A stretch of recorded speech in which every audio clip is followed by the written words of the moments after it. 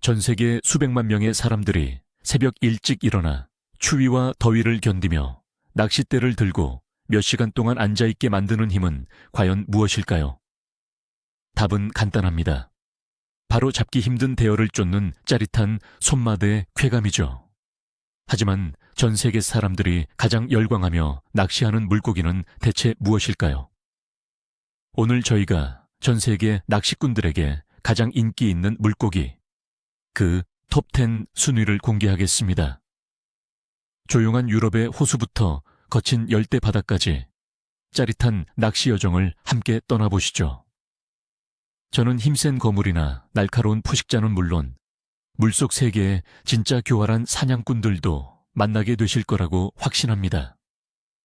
특히 1위를 차지한 물고기는 여러분을 크게 놀라게 할지도 모릅니다. 그러니 편안하게 자리를 잡으시고 누가 세계 스포츠 낚시의 왕좌에 올랐는지 끝까지 지켜봐 주시기 바랍니다. 그리고 시청자 여러분께 바로 질문 드립니다. 여러분이 계신 지역의 물고기 중 이 목록에 들만한 종은 무엇일까요? 지금 바로 댓글에 여러분의 추측을 남겨주세요. 이제 카운트다운을 시작하기 전에 어떤 기준으로 물고기가 인기 있다고 평가되는지 먼저 짚어보겠습니다.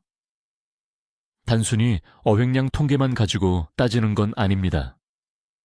인기는 여러 요소가 복합적으로 섞인 복잡한 칵테일과 같습니다. 첫째, 접근성입니다. 많은 사람들이 낚시할 수 있도록 넓은 지역에 서식해야 합니다. 둘째, 도전 정신을 자극하는 요소입니다. 너무 쉽게 잡히는 물고기는 금방 실증이 나죠. 하지만 낚시꾼에게 생각하게 하고 다양한 전략을 쓰게 만드는 개성 있는 물고기가 훨씬 높은 평가를 받습니다. 셋째는 당연히 크기와 힘입니다. 누구나 거대한 물고기와 힘겨루기를 해보는 것을 꿈꿉니다. 마지막으로 맛과 문화적 의미도 중요한 역할을 합니다. 어떤 물고기들은 이야기가 전해 내려오는 전설적인 존재가 되기도 하죠. 저희는 바로 이 모든 요소를 종합하여 오늘날의 순위를 결정했습니다. 자, 목록의 10위부터 시작해 보겠습니다. 10번째 자리를 차지한 건 바다의 진정한 클래식, 바로 대구입니다. 아마 열대어만큼 화려한 외모는 아닐지 몰라도 대구가 가진 역사적, 문화적 의미는 정말 막대합니다.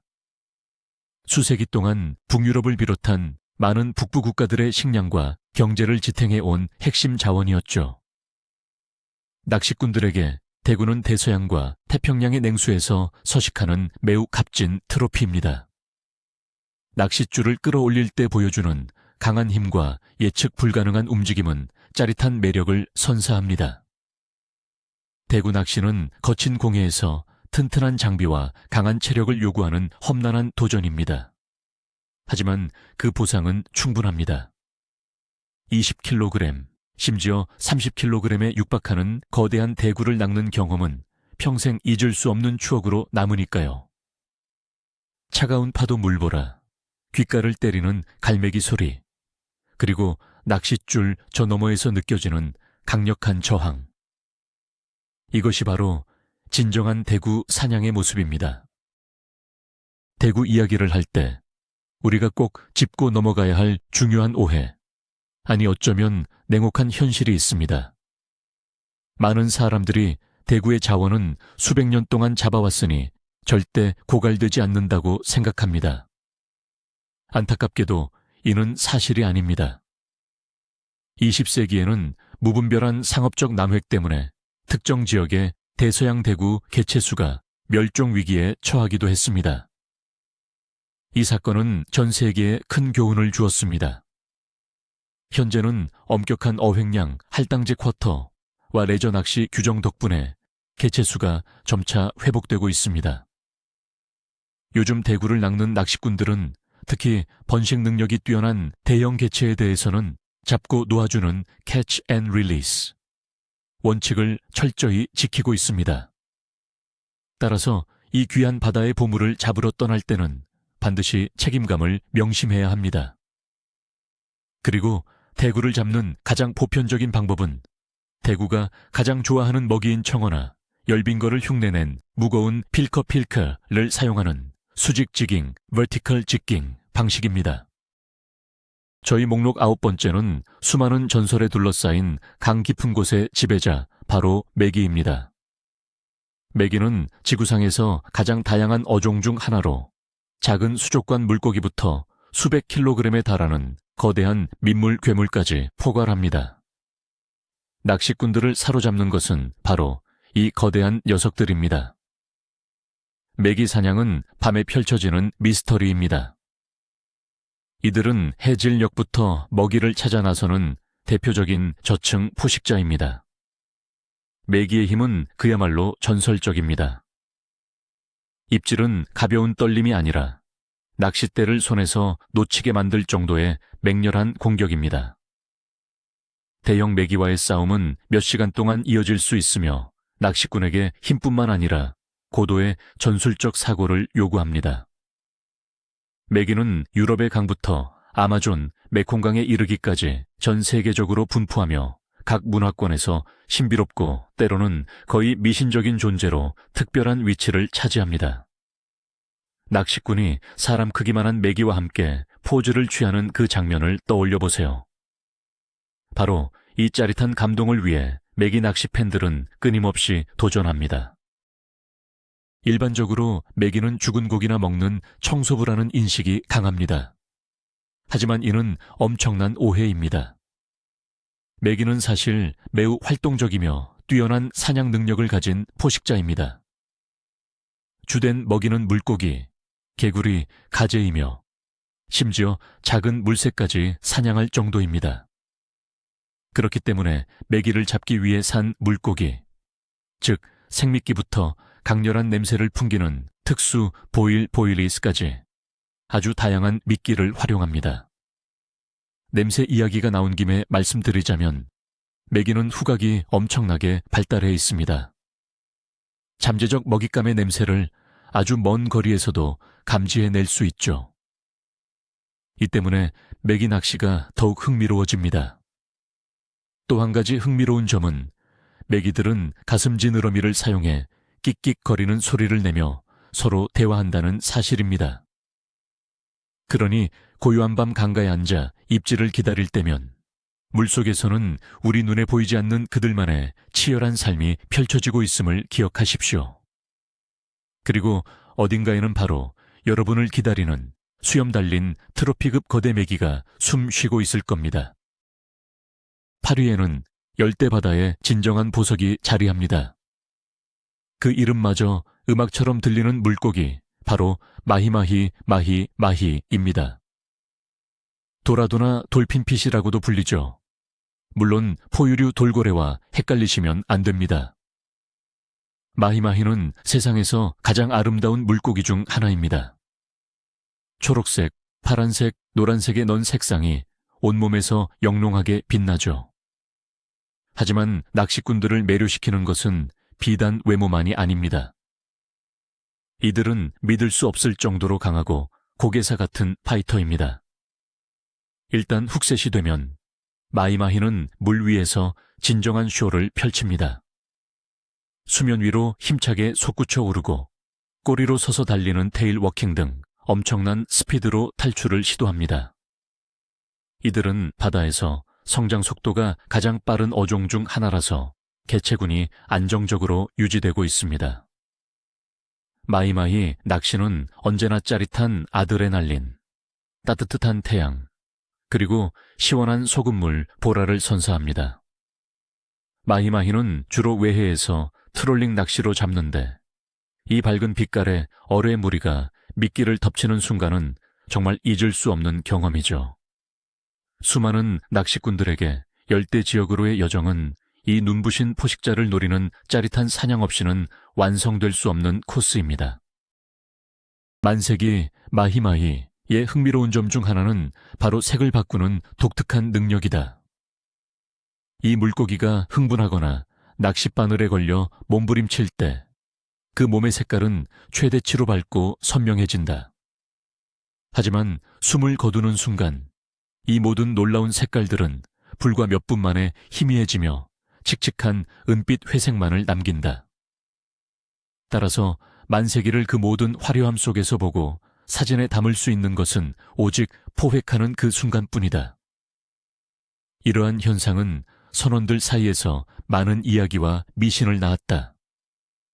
게다가 도라도라는 이름은 스페인어로 금빛을 의미하며 이는 만세기의 반짝이는 비늘을 완벽하게 묘사한다. 또한 이 물고기들은 바다에 떠다니는 물체 아래에 모이는 습성이 있다. 해초더미든 일반적인 부유물이든 가리지 않는다. 숙련된 선장들은 이 비밀을 알고 있기에 고객들에게 잊을 수 없는 낚시 경험을 선사하기 위해 의도적으로 이러한 장소를 찾아 나선다. 저희 순위 7위는요, 모든 스포츠 낚시인들의 꿈이자 바다의 진정한 황제라 불리는 참다랑어가 차지했습니다. 이 물고기는 지구상에서 가장 크고 빠르고 힘이 센 어종 중 하나입니다.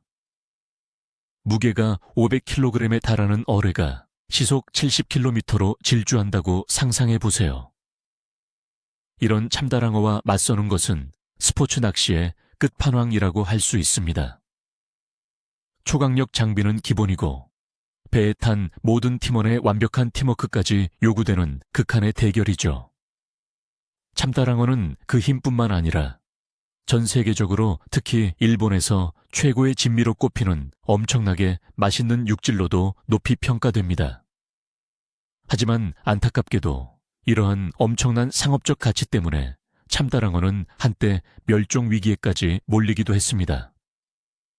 현재 참다랑어 어획은 매우 엄격하게 규제되고 있으며 대다수의 스포츠 낚시인들은 이 멋진 어종의 보존과 연구를 위해 잡고 표식을 달고 다시 놓아주는 태그 앤 릴리즈 원칙을 철저히 지키고 있습니다. 참다랑어를 낚는다는 것은 곧 해양 낚시 역사에 자신의 이름을 새기는 것과 같습니다.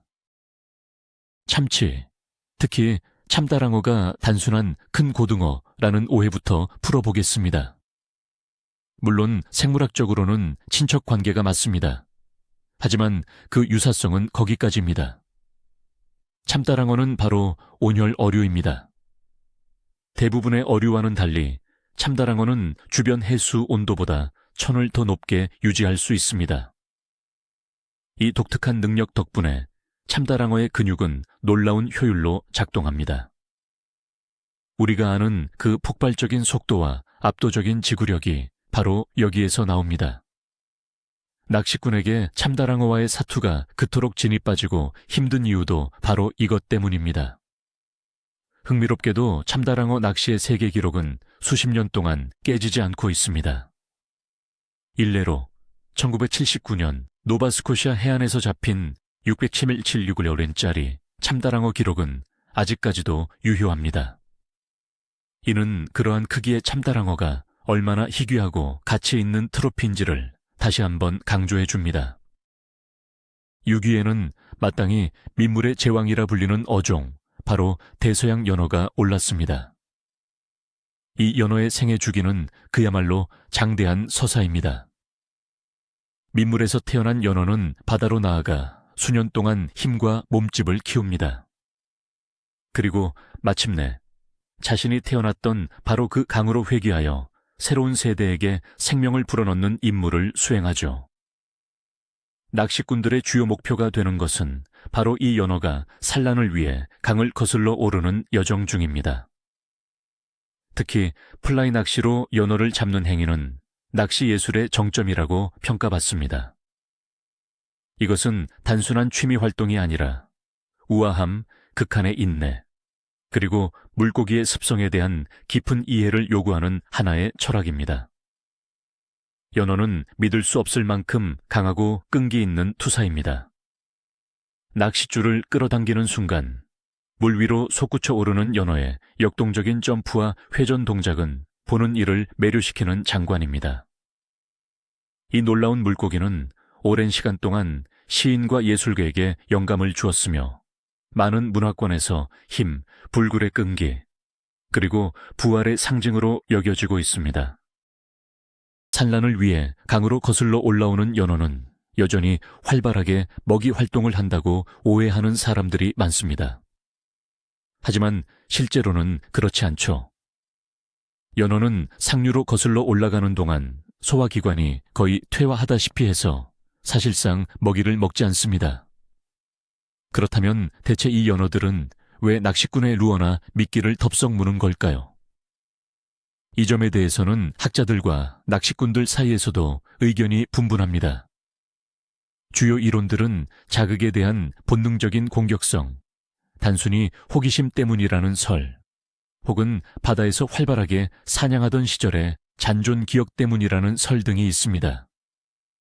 바로 이 점이 연어 낚시를 훨씬 더 신비롭고 매력적으로 만드는 요소입니다. 낚시꾼은 물고기에게 먹이를 주는 것이 아니라 연어를 자극해야 합니다. 강이 왕이라 불리는 연어가 즉각적으로 반응할 수 있도록 적절한 플라이 루어, 색상, 그리고 캐스팅 동작을 정확히 찾아내야 합니다. 그리고 이 도전에 성공했을 때, 그때 오는 만족감은 정말 말로 표현할 수 없을 정도입니다. 이는 자연이 빚어낸 가장 고귀한 생명체와의 진정한 지적 결투라고 할 수 있습니다. 저희 리스트의 딱 중간 지점, 5위에 오른 주인공은 바로 조심스러운 밤의 포식자, 워라이입니다. 고급스럽고 맛있는 흰살 덕분에 미식가들에게도 사랑받는 어종이죠. 북미에서는 이 물고기의 크고 마치 유리알 같은 눈 때문에 워라이 월레이라는 이름으로 불립니다. 워라이는 쉽게 만날 수 있는 어종이 아닙니다. 빛에 매우 민감해서 해질녘, 밤, 그리고 흐린 날에 가장 활발하게 활동합니다.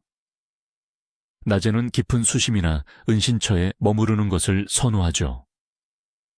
바로 이러한 특성 때문에 워라이 낚시는 진정한 도전이 됩니다. 완벽한 시간, 장소, 그리고 미끼를 모두 갖춰야만 성공할 수 있습니다. 워라이는 강하게 몸부림치는 파이크와 달리 입질이 아주 미세합니다. 살짝 건드리거나 지그시 누르는 듯한 느낌이 전부일 때가 많죠. 낚시꾼은 이 미묘한 순간을 놓치지 않기 위해 최고의 집중력을 발휘해야 합니다. 그 영리함과 조심성, 그리고 물론 탁월한 맛 덕분에 워라이는 전 세계 낚시꾼들 사이에서 엄청난 존경을 받고 있습니다.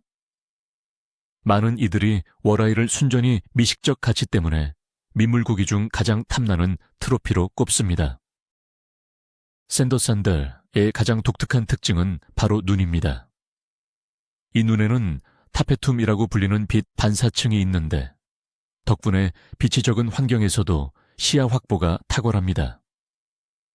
이 능력 덕분에 녀석은 흙탕물이나 야간처럼 어두운 환경에서 먹잇감을 압도하는 엄청난 우위를 가집니다.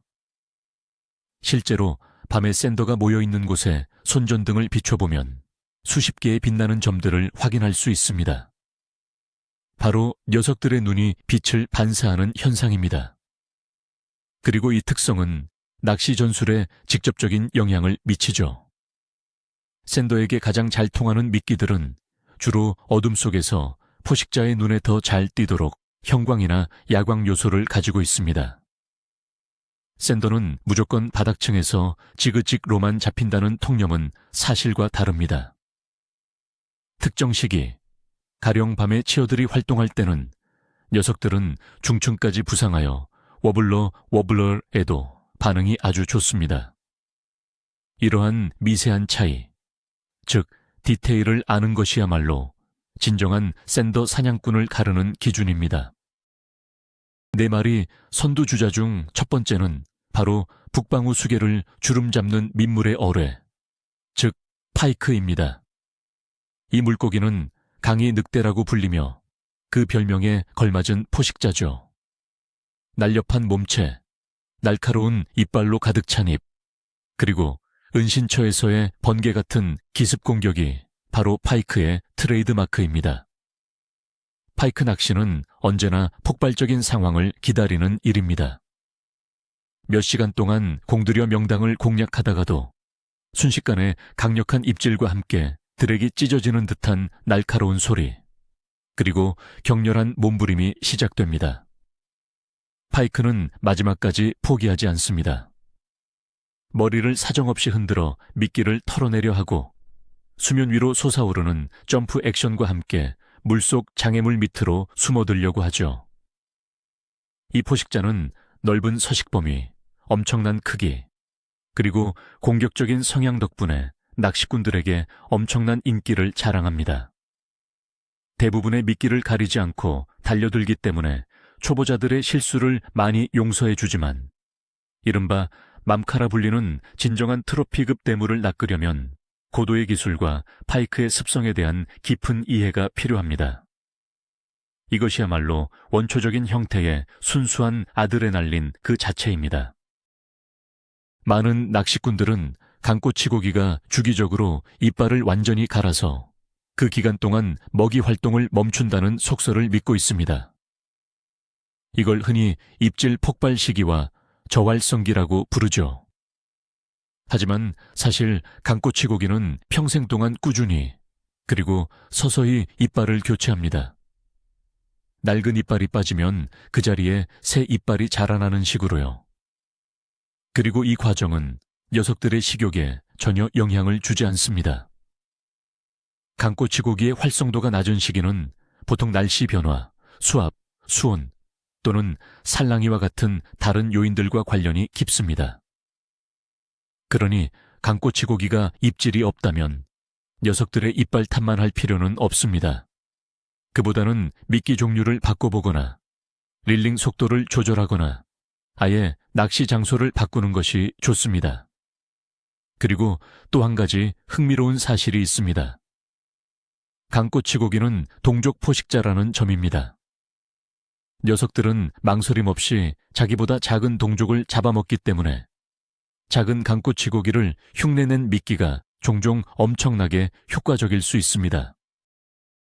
저희 순위에서 동메달을 차지한 주인공은 가장 아름다운 민물고기 중 하나로 꼽히는 무지개 송어입니다. 무지개 송어의 고향은 북미 지역이지만 인공 양식 덕분에 남극을 제외한 모든 대륙의 강과 호수에 서식하며 전 세계로 퍼져나갔습니다. 이렇게 어디서든 쉽게 만날 수 있다는 점이 송어의 폭발적인 인기를 이끌었습니다. 송어는 가벼운 낚싯대와 채비로 즐기는 루어 낚시의 이상적인 대상어종입니다. 힘이 좋고 움직임이 민첩할 뿐만 아니라 외모 또한 굉장히 아름답습니다. 몸에는 자잘한 검은 반점들이 흩어져 있고 옆줄을 따라 무지개빛 줄무늬가 선명하게 나 있는데 이것이 바로 무지개 송어라는 이름을 갖게 된 이유죠. 송어는 깨끗하고 차가우며 산소가 풍부한 물을 선호합니다. 따라서 송어 낚시는 언제나 아름답고 환경적으로 깨끗한 곳으로의 여행을 의미합니다. 그것이 맑은 산천이든 잘 관리된 유료 낚시터이든 송어와의 한판 승부는 언제나 최고의 즐거움을 선사합니다. 송어는 물 위로 자주 솟구쳐 오르며 화려한 점프 실력을 보여주는데 이 덕분에 송어를 끌어올리는 랜딩 과정이 더욱 짜릿하고 볼만합니다. 연어나 송어의 살코기가 특유의 붉은빛이나 분홍빛을 띠는 이유가 뭘까요? 많은 분들이 이걸 어종 자체의 고유한 특징이라고 생각하시죠. 하지만 사실 이 살코기의 색깔은 전적으로 이들이 먹는 먹이에 달려 있습니다.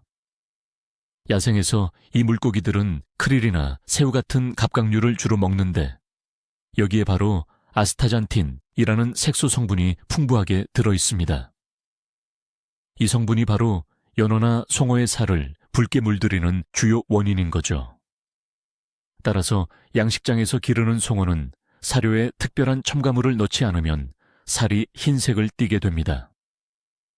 그래서 생산자들은 소비자에게 익숙한 상품성을 갖춘 붉은 빛을 내기 위해 사료에 인공 또는 천연 카로티노이드 색소를 첨가하는 겁니다. 그러니 만약 여러분이 아주 선홍색을 띠는 야생 송어를 잡았다면 아, 얘가 영양 상태가 아주 좋았구나 하고 생각하시면 됩니다. 그리고 여기서 흥미로운 사실 하나 더.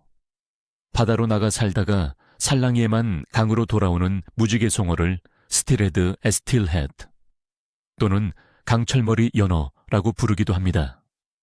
사실 같은 어종이지만 바다에서 생활하면서 민물에 사는 개체보다 훨씬 크고 강인하게 성장하게 되는 것이죠.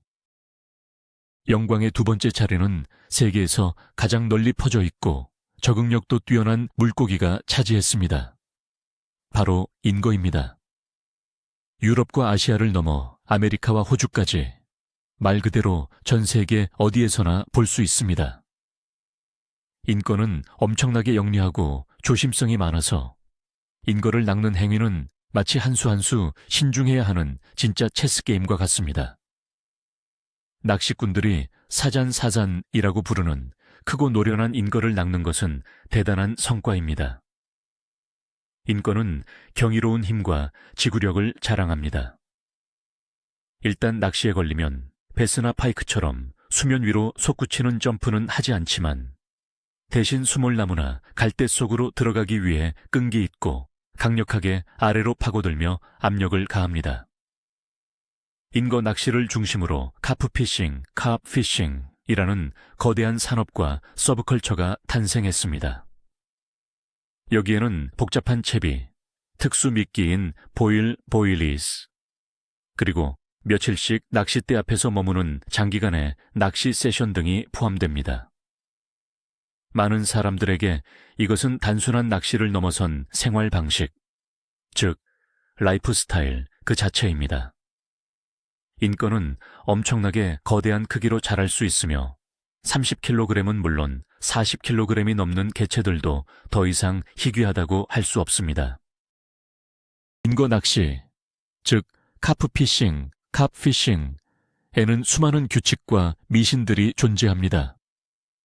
그중 하나가 바로 인거를 특정 장소에 길들이려면 오랫동안 많은 양의 미끼를 꾸준히 던져 넣어야 한다는 속설이죠. 이 말은 자연 그대로의 저수지에서는 어느 정도 사실입니다. 하지만 낚시꾼들의 압박에 이미 익숙해진 현대적인 스포츠 낚시터에서는 오히려 정반대의 전략이 효과적일 때도 있습니다.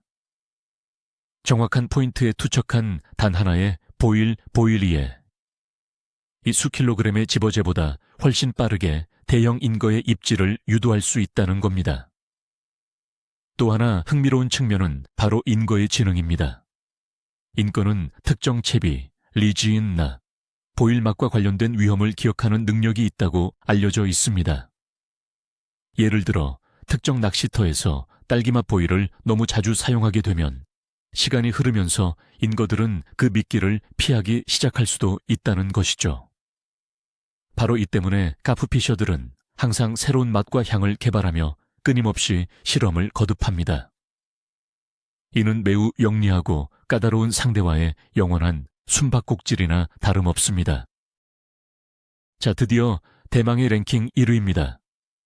전 세계, 특히 북미 지역에서는 그야말로 낚시의 상징 아이콘이라 불리는 가장 인기 있는 스포츠 핏이죠. 바로 만나보시죠. 크니브럭, 즉 베스입니다. 왜 베스가 1위일까요? 스포츠 핏이가 갖춰야 할 모든 최고의 장점을 다 가지고 있기 때문입니다. 베스는 공격적이고 힘이 넘칩니다. 그리고 입질은 언제나 엄청난 흥분을 선사하죠. 미끼를 향해 맹렬한 기세로 달려드는 그 모습은 정말 대단합니다.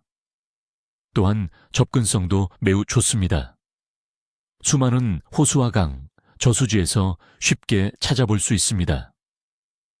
베스 낚시를 중심으로 프로 토너먼트, 수백만 달러의 상금, TV쇼, 그리고 전문 보트까지 갖춘 거대한 산업이 형성되어 있습니다. 미국 낚시꾼들에게 베스는 브라질 사람들의 축구와 같은 존재입니다. 베스 낚시 방법은 놀라울 정도로 다양합니다. 수면 위 루어를 사용해서 화려한 공격 장면을 직접 지켜볼 수도 있고, 깊은 수초나 장애물 속에서 실리콘 미끼를 이용해 잡을 수도 있습니다. 이 물고기는 낚시꾼에게 절대 지루함을 느낄 틈을 주지 않습니다.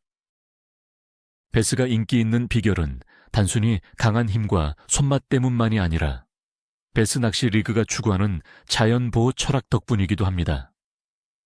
모든 주요 베스 낚시 대회에서는 100% 캐치 앤 릴리스, 즉 잡고 무게를 달고 놓아주는 원칙을 철저히 지킵니다.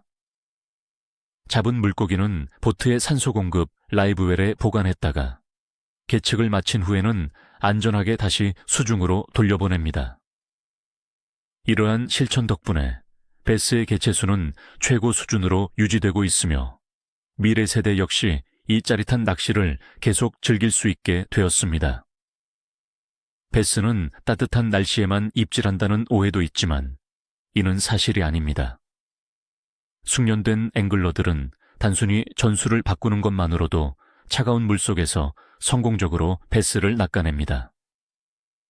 빠르고 공격적인 루어 대신 느린 속도로 딥채비를 운용하는 것이 그들의 비결입니다.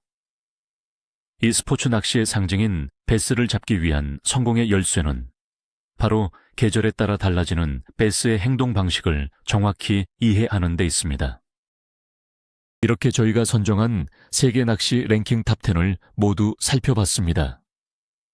강력한 대구가 서식하는 차가운 대서양 깊은 곳부터 크니베스가 군림하는 플로리다의 햇살 가득한 호수까지 낚시의 세계가 얼마나 다양하고 다채로운지 실감할 수 있었죠. 저희 리스트에 오른 모든 물고기는 그 자체로 하나의 이야기이자 짜릿한 도전이며 특별한 경험을 선사합니다. 누군가는 민물농어 혹은 숭어에서 미식의 즐거움을 찾고 또 누군가는 강한 어종과의 격투에서 아드레날린을 얻습니다. 어떤 분들은 플라이 낚시로 연어를 낚으며 그 속에서 미학과 철학을 발견하기도 하죠. 하지만 이 모든 낚시꾼들을 하나로 묶는 공통점은 바로 낚시에 대한 뜨거운 열정과 자연에 대한 깊은 존중일 겁니다. 그리고 많은 분들이 놀라셨을 가장 큰 반전은 바로 베스의 1위 등극이었을 텐데요. 우리나라에서는 아직 인지도가 낮을 수도 있지만 전 세계 낚시 문화에서 베스는 그야말로 독보적인 존재니까요. 끝까지 시청해 주셔서 감사합니다. 저희의 이번 낚시 여행이 즐거우셨다면 다음 영상을 놓치지 않도록 좋아요와 채널 구독 꼭 부탁드립니다. 자, 이제 여러분께 가장 중요한 질문을 드립니다. 여러분이 생각하기에 이 리스트에서 1위를 차지할 자격이 있는 물고기는 무엇이며 그 이유는 무엇인가요? 아니면 혹시 저희가 깜빡하고 언급하지 못한 여러분의 최애 물고기가 있으신가요? 여러분의 소중한 의견을 댓글로 남겨주시면 정말 재미있게 읽어보겠습니다. 그럼 다음에도 멋진 물가에서 다시 만나요.